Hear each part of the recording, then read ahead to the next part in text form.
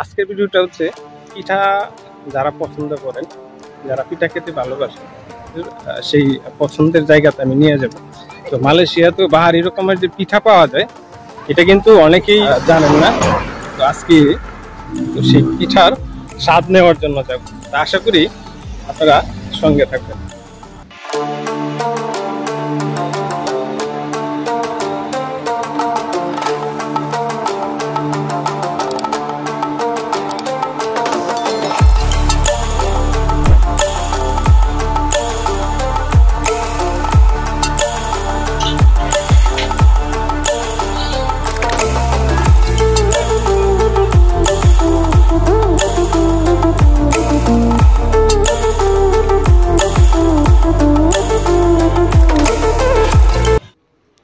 আমরা যদিও মাছে ভাতে বাঙালি, পিঠা কিন্তু আমাদের পছন্দের খাবার। বিশেষ করে আমাদের দেশে শীতকালে পিঠার উৎসবে সবাই মেতে ওঠে।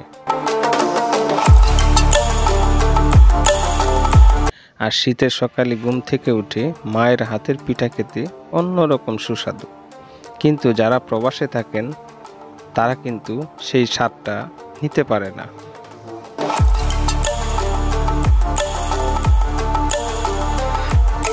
আর আমার কথা বলতে গেলে আমি আর কখনো মায়ের হাতের পিঠা খেতে পারবো না, কারণ আমার মা না ফেরার দেশে চলে গেছেন। তবে আমি বলবো, এখনো যাদের মা এই দুনিয়াতে বেঁচে আছেন তারা মায়ের প্রতি খেয়াল ও যত্ন নেবেন।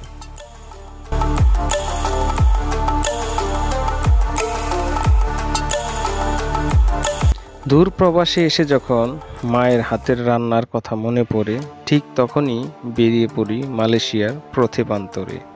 ঘুরে বেড়াই মালয়েশিয়ার বাহারি রকমের খাবারের দোকানগুলোতে।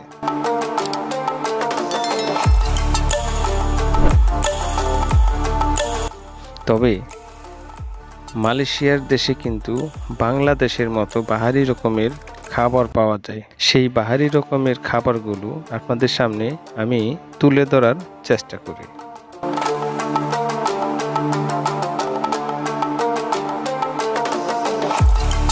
আমাদের বাংলাদেশে এক কথায় যদি বলি তাহলে পিঠার দেশ কিংবা পিঠার রাজ্য বলা যায়।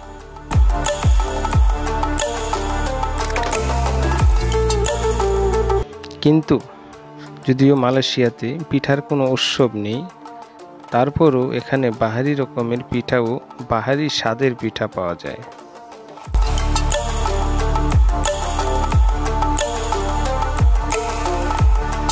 এই পিঠাগুলো মিষ্টি জাতীয়।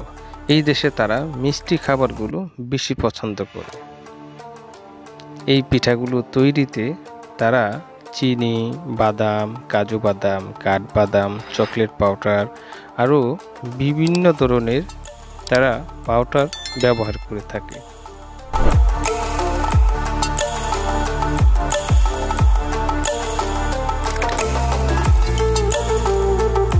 এবং এই পিঠাগুলো খেতে অনেক সুস্বাদু।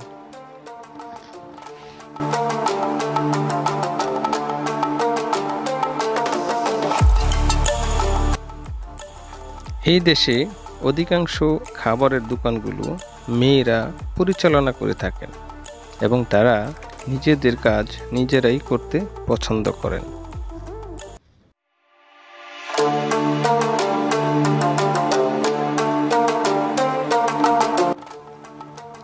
এক কথায় বলতে গেলে এই দেশের খাবারের দোকানগুলো অনেক পরিষ্কার পরিচ্ছন্ন এবং সাজালো গোছালো।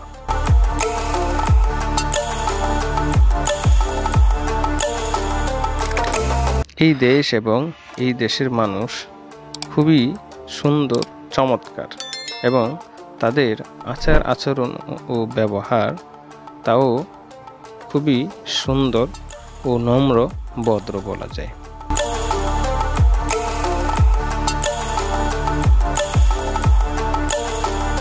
আমি বরাবরের মতো আপনাদেরকে সেই ভিডিওগুলি দেওয়ার চেষ্টা করি।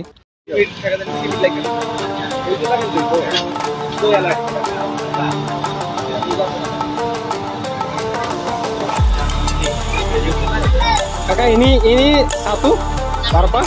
5. Ini? Ini?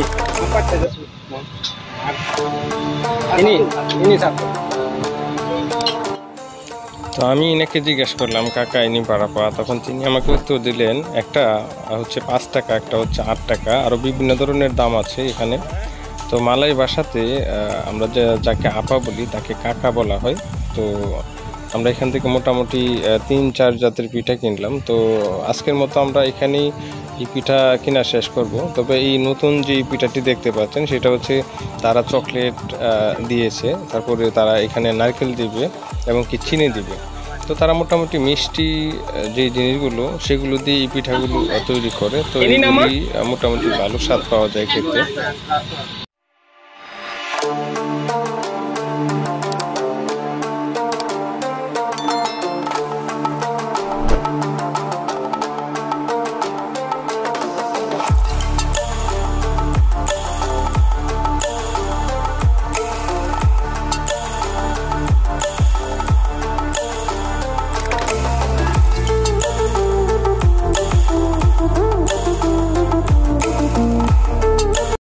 যদি ভিডিওটি আপনাদের ভালো লাগে সেই ভিডিওটি লাইক, কমেন্ট এবং শেয়ার করে দিবেন, পাশাপাশি অন্যদেরকেও দেখার সুযোগ করে দিবেন।